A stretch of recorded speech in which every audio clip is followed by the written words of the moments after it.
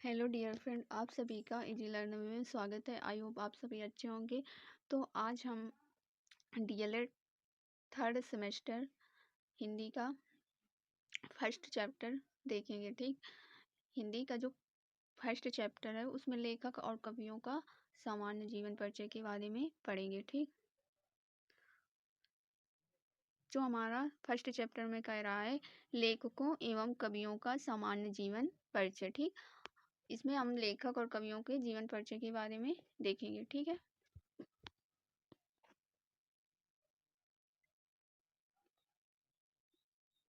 कवियों का जीवन परिचय।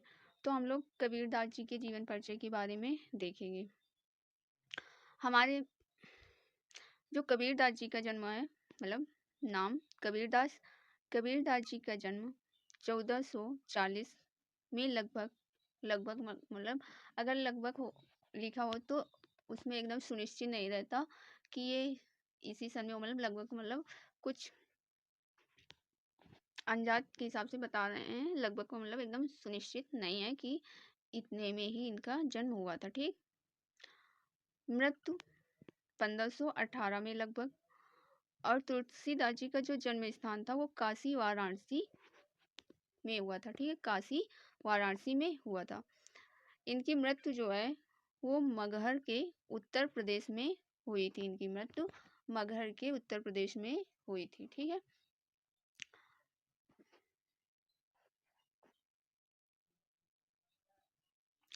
कबीरदास जी के जो गुरु थे वो रामानंद जी थे। ठीक है, और जो इनकी भाषा थी वो कौन कौन सी थी? अवधी, सदकर्णी, पंचमेल, खिचड़ी। ये इनकी क्या थी? ये इनकी भाषा थी। ठीक, उसके बाद जो इनकी रचनाएं थी वो कौन कौन सी थी?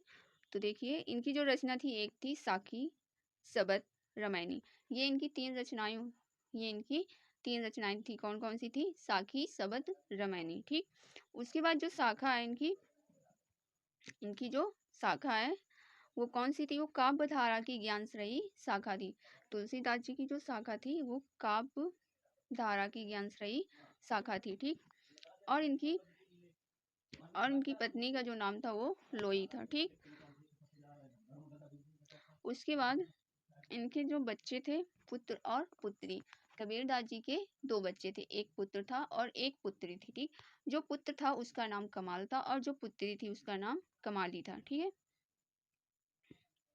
चलो एक बार और हम लोग अच्छे से देख लेते हैं। ठीक है, कबीरदास मतलब नाम कबीरदास जी का जन्म 1440 के लगभग हुआ था और जो इनकी मृत्यु थी वो 1518 के लगभग हुई थी। इनका जन्म स्थान था काशी वाराणसी था और मृत्यु स्थान जो था वो मगहर के उत्तर प्रदेश में हुई थी। ठीक, इनके गुरु का नाम रामानंद जी था और इनकी जो भाषा थी वो अवधी, सतकर्णी, पंचमेल, खिचड़ी थी। ठीक, और इनकी जो रचनाएं थी वो रचनाएं तीन थी। कौन कौन सी थी? साखी, सबद, रामायणी थी। और और जो इनकी शाखा थी वो थी काव्य धारा की ज्ञानश्रयी शाखा थी। इनकी पत्नी का नाम लोई था। बच्चे पुत्र और मतलब इनके दो बच्चे थे, पुत्र और पुत्री, जिसका पुत्र का नाम था कमाल और पुत्री का नाम था कमाली। ठीक, इनके माता पिता का नाम था नीरू और नीमा। जो तुलसी मतलब जो कबीरदास जी थे इनके पिता का नाम नीरू और नीमा था। ठीक, नीरू और नीमा था। ठीक, इन्होंने कुछ दोहा लिखा है। कौन सा दोहा है? तो देखिए, देखते हैं।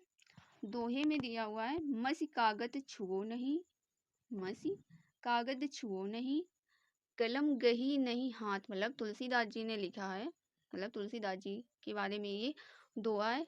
मसी कागज छुओ नहीं, मतलब इन्होंने ना तो कागज को छुआ है, ठीक, कलम गही नहीं हाथ, और ना ही इन्होंने कलम को अपने हाथों से पकड़ा हुआ है। ठीक, तो आप लोग यही सोच रहे होंगे कि अगर इन्होंने कागज को छुआ नहीं है और कलम को पकड़ा नहीं है तो जो इनके बारे में इतना सारा कुछ है तो किसने लिखा है? ठीक, तो जो इनके बारे में है तो इनके जो शिष्य थे उन्होंने इस चीज को लिखा है। ठीक, इन्होंने नहीं लिखा, इनके शिष्यों ने सारा कुछ लिखा है। ठीक,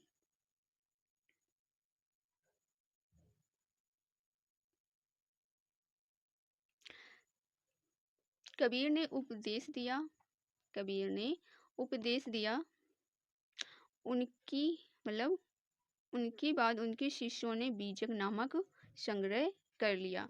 बीजक, आप लोग सोच रहे होंगे ये बीजक क्या चीज़ है, तो ये जो बीजक है ये एक पुस्तक है, मतलब कबीरदास जी की ये एक पुस्तक है जिसमें इनके शिष्यों ने इनका जो संग्रह है उसके बारे में इस पुस्तक में उन्होंने वर्णन किया है। ठीक, उसके बाद जो साखी, मतलब इनकी 3 जो रचनाएं बताई गई थी, साखी, सबद, रामायणी। तो हम लोग देखेंगे साखी में इनके दोहों के बारे में बताया गया है, और जो सबद है तो सबद में गेय पद मतलब प्रेम परक भक्ति के बारे में बताया गया। उसके बाद जो रामायणी है तो रामायणी में हम लोग चौपाई तथा दोहे के बारे में देखेंगे। ठीक, तो इनकी ये 3 रचनाएं थी। ठीक है, तो आई होप आप सभी को कबीरदास जी के बारे में, मतलब कबीरदास जी के जीवन परिचय के बारे में अच्छे से समझ में आ गया होगा। ठीक है, आगे हम लोग सूरदास जी के जीवन परिचय के बारे में देखेंगे। ठीक,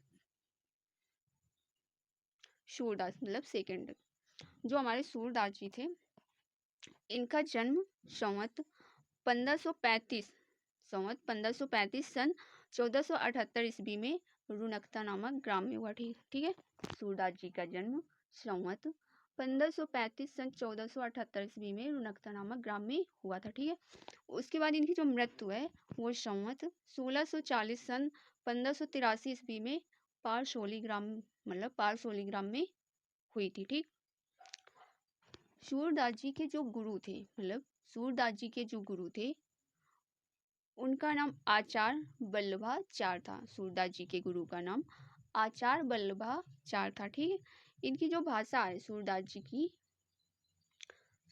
की जो भाषा है वो ब्रज भाषा है। ठीक, उसके बाद है सूरदास जी, मतलब सूरदास जी के पिता कौन है, तो इनके पिता का नाम पंडित रामदास था। सूरदास जी के पिता का नाम पंडित रामदास था। इनकी रचनाएं, सूरदास जी की रचनाएं कौन कौन सी थी, तो सूरदास जी की रचनाएं थी सूरसागर, साहित्य लहरी, सूर सारावली। ठीक है, इनकी 3 रचनाएं थी, कौन कौन सी थी, सूरसागर, साहित्य लहरी, सूर सारावली। ठीक, इनकी 3 रचनाएं थी। ठीक,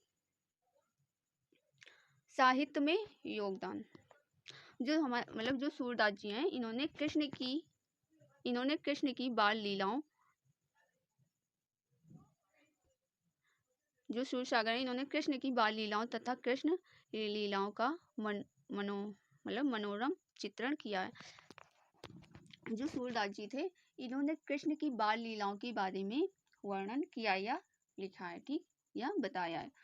तो मतलब इन्होंने कृष्ण की लीलाओं में बताया कि कृष्ण जी कैसे थे, माखन कैसे चुराते थे, गोपिकाओं के साथ कैसे मतलब कि नटखटपन करते थे, या गोपिकाओं के साथ कैसे रहते थे, इन सब के बारे में इन्होंने वर्णन किया है।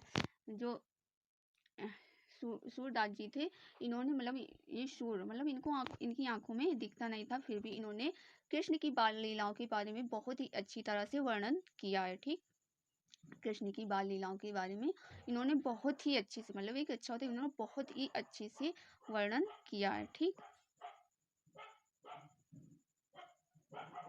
सूर्य जी अंधे थे और सूरदास जी को वात्स रस के सम्राट माना जाता है। जो सूरदास जी थे ये जन्म से अंधे थे और सूरदास जी को वात्स रस का सम्राट, मतलब वात्स रस का मतलब होता है प्रेम, आप इसे वात्स रस का प्रेम या स्नेह भी बोल सकते हो। ठीक, इनको जो सूरदास जी थे इन्हें प्रेम या स्नेह का सम्राट माना जाता है। ठीक, उन्होंने श्रृंगार और शांत रस का बड़ा मर्मर स्पर्शी वर्णन किया है। जो सूरदास जी हैं उन्होंने श्रृंगार और शांत रस, ठीक, का बड़ा मर्म स्पर्शी वर्णन किया है।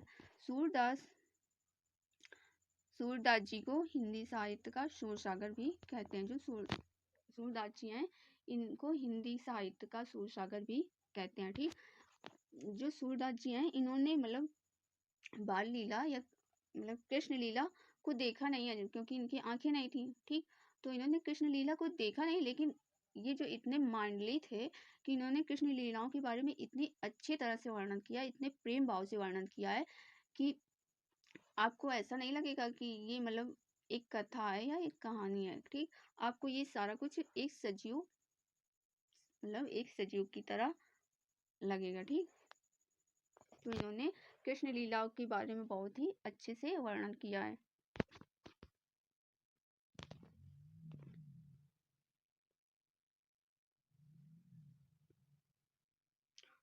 इनकी रचना थी, ठीक, इनकी जो रचना थी 3 बताई थी हमने, कौन कौन सी थी? सूरसागर, सूरसारावली और साहित्य लहरी, ठीक, साहित्य लहरी 3 थी ना।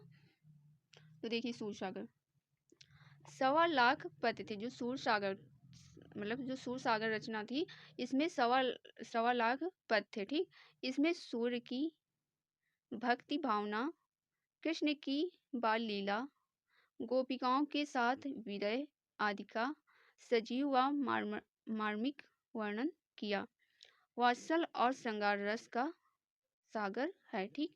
जो सूर सागर था इसमें 1.25 लाख क्या थे? 1.25 लाख पद थे। इसमें सूर्य की भक्ति मतलब सूरदास जी की भक्ति भावना और साथ ही कृष्ण की बाल लीला, गोपिकाओं के विरह मतलब विरह मीन्स क्या होता है? वियोग, जिसे कहते हैं दुख, ठीक, आदि का वर्णन किया गया है। मतलब जब जो कृष्ण जी थे जब ये गोपिकाओं से दूर होके चले गए थे, तो उसी के बारे में इसमें वर्णन किया गया है कि जो गोपिकाएं थी वो कृष्ण जी जब दूर चले गए थे तो ये विरह मतलब ये लोग बहुत ही दुखी थी, ठीक, उसी के बारे में वर्णन किया गया है। और वात्सल और श्रृंगार रस का सागर है, ये जो है इसमें वात्सल मतलब प्रेम और श्रृंगार रस का सागर है, ठीक। उसके बाद जो दूसरी रचना है वो है सूरसारावली। कौन सी है? सूरसारावली, ठीक।